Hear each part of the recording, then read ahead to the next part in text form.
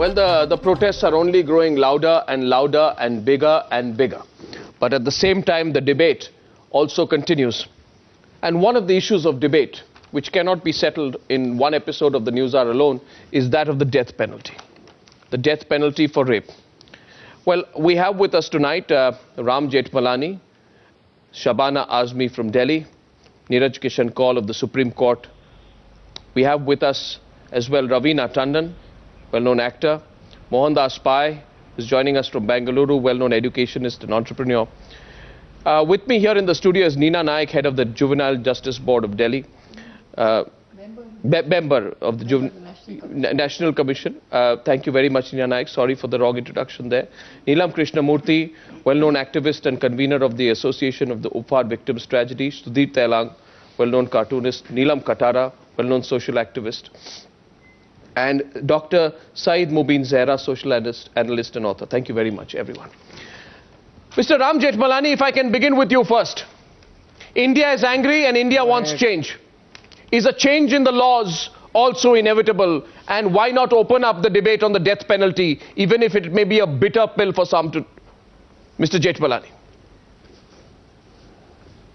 Well, you know, it may be something unpopular to say at the present moment, because the anger of the people is so utterly justified, and I'm surprised that the people are so non-violent in this country that they have done everything peacefully today. But I must tell you that anger sometimes clouds good judgment. A death sentence to be prescribed for rape will ensure that every victim of rape will be killed, because the assailant and the rapist will think that by killing the victim, he will have one eyewitness less against him to prove his crime in court. Please do not submit to anger, and this is not the right thing to do. And sometimes trials take place on circumstantial evidence, which is to be assessed by fallible judges, and sometimes it is not merely the fallibility of judges, it is sometimes the stupidity and ignorance of judges who do not know how to appreciate circumstantial evidence. And these irrevocable sentences, and death is an irrevocable sentence, they should not normally be inflicted. I am one of those who philosophically, the death penalty is as a student also of awarded, jurisprudence, Mr. Jethmalani, I have been opposed to the death penalty. But there is one situation which has troubled me so much that I sometimes begin to doubt my own judgment. And that is, what do you do to a person who has been sentenced to life imprisonment, serving out his sentence, and without the slightest provocation, he mercilessly kills his prison warden? What punishment will you give him? This is the illustration which has bothered me and sometimes makes me doubt my own conclusions. But on the whole, I still think that death penalty is not the right penalty for rape, because the rapist will then, after rape, dispose of the victim. Yes. So that there will be one less witness of the crime which he has committed. Well, but we must debate it nevertheless, because there has been complete complacency as far as the change of laws required in India also are concerned. Neelam Katara, you've been on the wrong side, of the system. You've been a lone fighter. Do you agree with this view that the death penalty as a deterrent to rape is not even worth considering? No, I absolutely don't agree with this view. I'm sorry. I think the death penalty should be there as an option, as the highest punishment which can be awarded, especially in cases of gang rape, because it will serve as a deterrent. And to say that every rapist, the rapist would kill every victim, well, right now death penalty is not an option, and still Dhananjay did kill the victim, and again over here, for all practical purposes, they expected her to die. So not having death penalty does not keep rapists away from killing. So you're saying the circumstances of this particular case, in fact, are an argument for the death penalty? Absolutely, absolutely. Shabana Azmi, may I have your position, please, on this subject? Arnab, I would like to say something. Okay. Ravina, you want to... Okay, Shabana Yeah. Azmi, I'm so sorry, but Ravina Tandon wanted to come in very quickly, and then I'm coming back to you, Shabana Azmi, please. Yes, Arnab, Ravina. I agree with Neelamji here.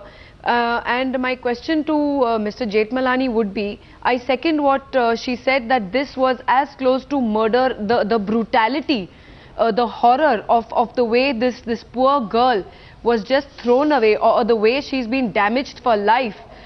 She's battling for her life right now, is as close as murder for me. So I do not see the difference.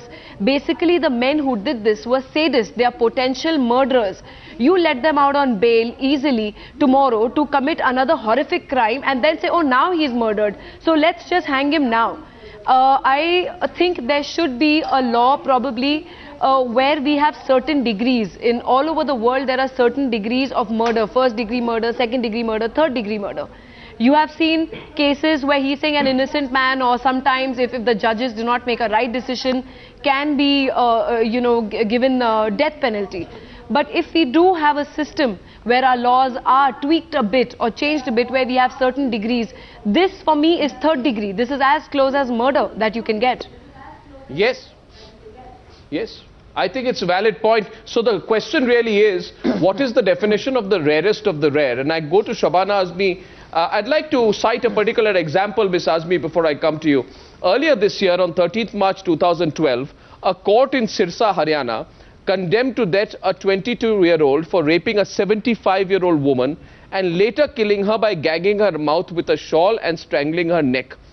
And the court said in this particular case that the rape and cold-blooded murder of a woman who was of grandmother's age of the accused falls in the rarest of rare case. Now, with all the respect to the courts, and with even greater respect to someone I regard very greatly, Mr. Ram Jethmalani, my question is, if you take forward Ram Jethmalani's argument, Shabana Azmi, in this case the person, after raping a 75-year-old woman, tried to kill her, regardless of whether or not the death penalty is there as a punishment for rape. Do you think this example negates Mr. Ram Jethmalani's initial observations? I think death penalty is not the answer. It is the certainty of punishment which is the answer. What happens in the death penalty is the kind of evidence that is required before you can give somebody a death penalty is so excruciating in the detail that it is almost virtually impossible for somebody who has been raped to be able to produce that kind of evidence. And what will eventually happen is that the rapist will get away scot-free. What we need is certainty of punishment, which we don't have. Look at the conviction rates. It's so low, so abysmally low. So what we have to insist on is speedy justice, the investigative process to be hastened, and fair trial to be delivered within a fixed period. That is what we require, and under no circumstances must the guilty get away free. But Ms. Shabana Azmi, that has not happened for such a long time, which takes me to our next participant, Mohandas Pai. You know, Mohandas Pai, it's a very interesting position where this Newshour debate is poised. On the one side, we have an argument that the death penalty is going to put in a fear in the mind of potential rapists. On the other side, Mohandas Pai, is the argument which have been put out by Ram Jethmalani that if you have the death penalty for rapists, it will instigate murder of the rape victim. Where do you stand on this, Dr. Mohandas Pai? Well, Arnab, my stand is very clear. The minimum sentence for a person who rapes a woman should be chemical castration. Because by chemically castrating the man, castration, you make sure that the minimum punishment is met.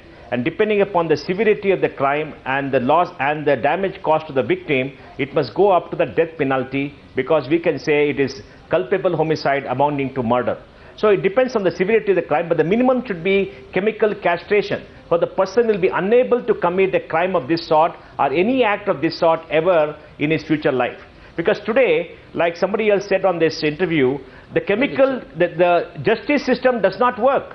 We have 150 members of parliament against whom criminal charges have been made, but no trial has taken place. We have 25 people who have been given the death penalty, who have not been hanged for many years, and the president is sitting quiet. The system doesn't work. So I think we got to set the system right and make a minimum punishment for rape, chemical castration, to stop this kind of thing happening. And in fact, may I say so, I just want to add a point here. At least 50% of the people who are responding to us are also talking about castration, that castration is an alternative punitive measure to punish the offenders of sex crimes. And in many countries as diverse as the United States, Britain, Germany, the Czech Republic and Korea, castration has been an alternative punitive punishment to punish offenders of sex crimes.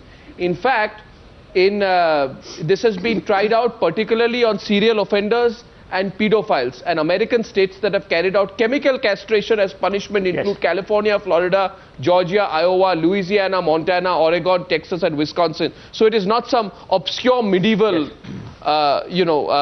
punishment which is being suggested by Dr. Mohandas Pai. You find support here among two of our panelists, at least I can count here. You support, I would like to take the views of Neena Nayak and Neelam Krishnamurthy on chemical castration as an alternative. I certainly agree with that, because there's been certainty of punishment. The person knows, and it should be short. I mean, if Britain recently was able to pass a judgment on a person who was murdered, I think within a month, within 2 months, how much evidence do you have to collect? Everything is there before you. You know it. There is enough evidence. So I think a speedy justice, certainty of justice, and definitely this kind of heinous crime, I think chemical castration for all of them is only punishment. Where do you stand, Neelam Krishnamurthy, on chemical castration, which we need to now look at as an option? I fully agree with this. I think it's a wonderful idea, and we should go ahead with this, because in a rape case, Arnav, we really don't have too many witnesses. If there were too many eyewitnesses, the rape won't take place, first of all. So it's for the police to file the child's charge sheet, let the case be committed, frame the charges, and let them have a trial day to day. I don't think it should take more than, say, 3 months. In case of a German lady who was raped, and the Rajasthan court delivered the judgment in 14 days, precisely. Why should it not happen to all the daughters? The problem is now we have to look into two kinds of arguments on this. One is this Amnesty International kind of argument. Violence in reply for violence, an eye for an eye is not the answer. I mean, there Ms. Azmi? Can I speak? Yeah.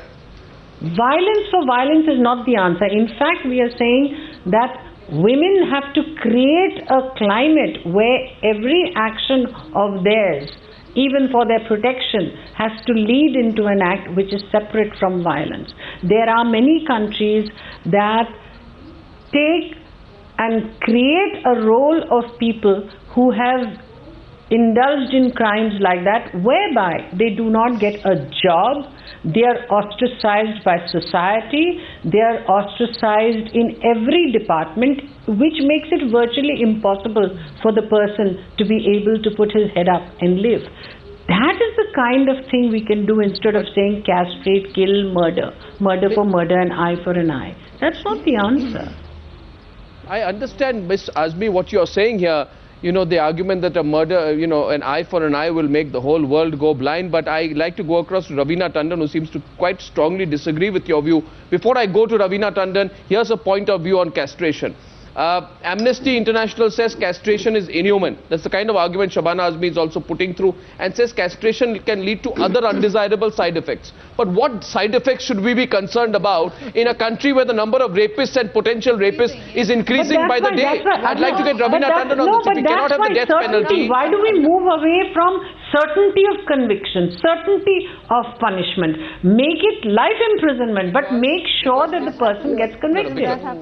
In our country, there is no certainty of conviction looking at the criminal justice system. It takes decades and decades for any conviction to take place. Miss Azmi, in our studio today are two ladies, Neelam Krishnamurthy and Neelam Katara.